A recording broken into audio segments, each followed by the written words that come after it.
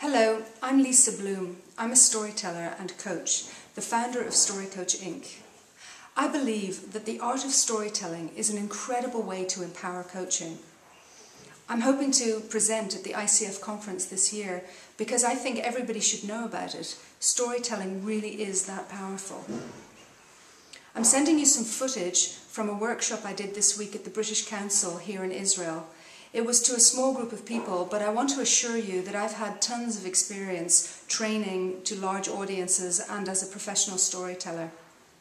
You know, people love stories, they really respond to them, and that's what I do best. So I'm hoping to see you at the ICF conference in October. This is a story about a little boy called Michael who lived on Rathlin Island. And Michael, the only son of his mother, was like all boys of his age. He loved to go around the island exploring and going on all kinds of adventures.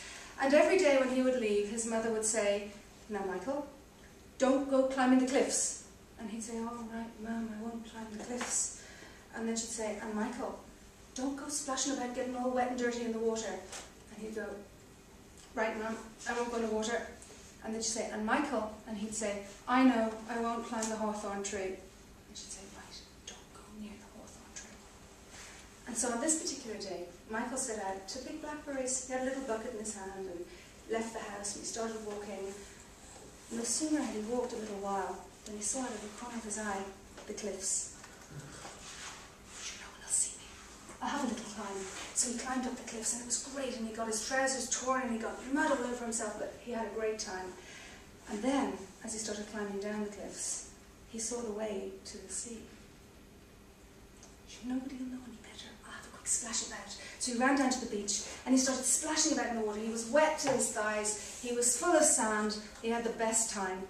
But then he remembered the blackberries. So he went back to the path and he picked up the bucket and he started walking up to the blackberry bush.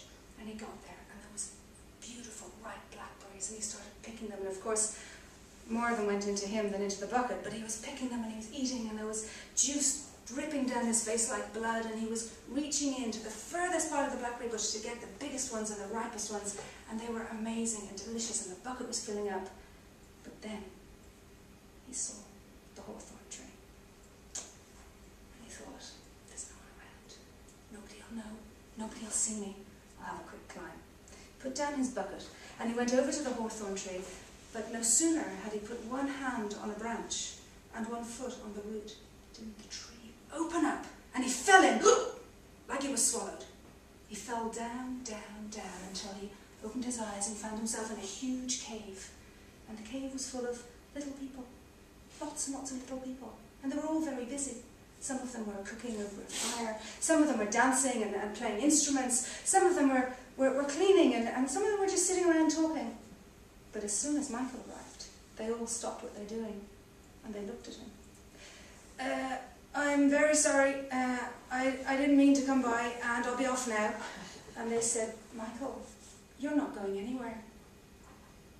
And then, each one of them picked up something for cleaning, a bucket, a little cloth, some water, and they all walked towards him, and they started climbing up all over him, and they started cleaning him. They were scrubbing him all over him. It was the strangest thing. He'd never been so clean in his life. There were a couple cleaning out his ears, there were a few in his nose. They took away his trousers and sewed them up. This went on for quite some time, and Michael, well, like most boys his age, he started to feel a bit hungry. Well, no sooner had the thought of food come to his head than they appeared with a tray of food. Michael was a clever boy. He thought to himself, if this is a fairy place, and these are fairy people, I better not eat the food, because everybody knows if you eat fairy food, you'll never get out alive. So he said, "That's fine now, my mum will be making me tea, I'll be off now." And they said, "Michael, you're not going anywhere." And they kept cleaning, and they kept scrubbing. And then he saw at the very furthest part of the cave a tiny little door. And he thought to himself, now if this is a magic place, and these are magic people, that must be a magic door. And if it's a magic door, I'll walk over to it and it'll get bigger and I'll be able to get out. Well, meanwhile, back at the cottage, Michael's mother was waiting.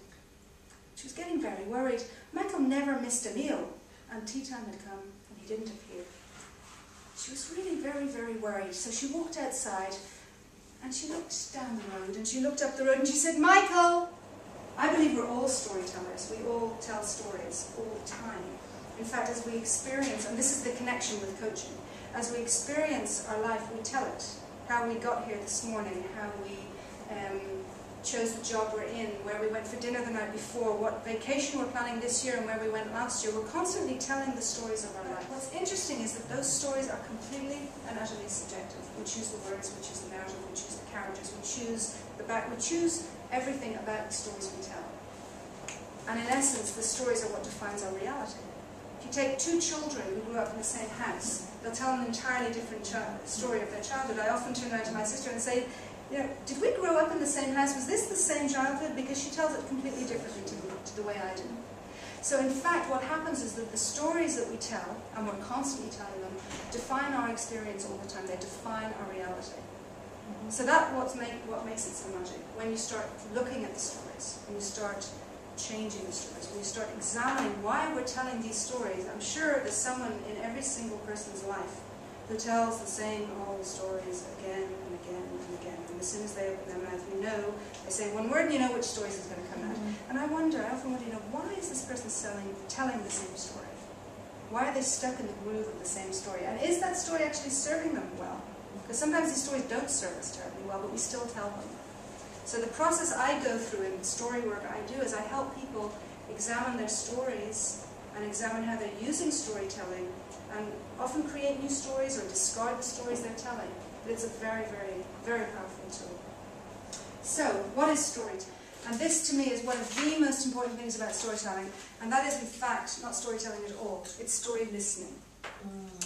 And I always remember a friend of mine who's a wonderful storyteller. She told me that she was at a festival in England telling stories. She's an Israeli storyteller. And she told me that she noticed there were these two people in the audience at all of her performances. And afterwards they came up to her and they chatted with her and asked her about where she's from and where she gets her stories and so on. And she turned around to them and she said, and are you also a professional storyteller or professional storytellers? And they said, oh no, we're professional story listeners. And the truth is that since I've become a professional storyteller and a story practitioner, I've also spent an awful lot of time and effort in becoming a professional story listener, because it's just the key to so many things. And I would strongly recommend, as you think about and you start using stories more in your work, that you start using your story listening skills as well.